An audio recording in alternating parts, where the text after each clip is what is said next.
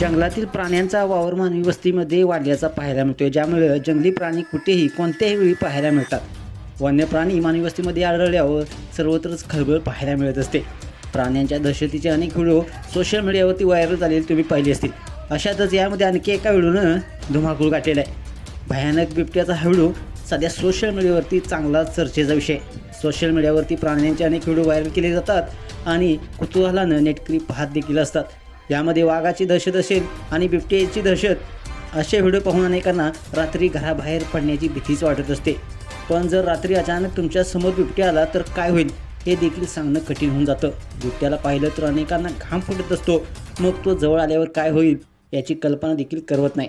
दरम्यान असाच काहीसा प्रकार रस्त्यावर झोपणाऱ्या एका व्यक्तीसोबत घडलेला आहे. सध्याचा व्हिडिओ सोशल मीडियावरती प्रचंड व्हायरल होत असून त्या व्यक्तीचं पुढं काय झालं तुम्हीच ह्या व्हिडिओमध्ये पहा. व्हायरल झालेल्या व्हिडिओमध्ये तुम्ही पाहू शकता मित्रांनो, एक व्यक्ती मध्यरात्री रस्त्याच्या कडेला बिनधास्तपणे झोपली होती. यावेळी त्याच्या आजूबाजूला काही गुरं दिसत आहेत.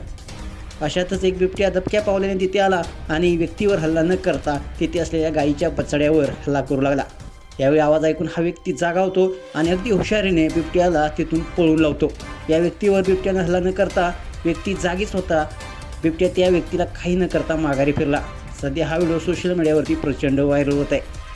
हा व्हायरल झालेला व्हिडिओ सागर अहेर 10236 नावाच्या इंस्टाग्राम अकाउंटवरून शेअर करण्यात आला असून हा व्हिडिओ व्हायरल होताच आणि नेटकऱ्यांनी विविध अशा प्रतिक्रिया व्यक्त केलेल्या आहेत. एका जसं म्हटलंय, देव तारी त्याला कोण मारी, संकटाच्या काळात शांत राहिलेलं कधीही चांगलं असतं.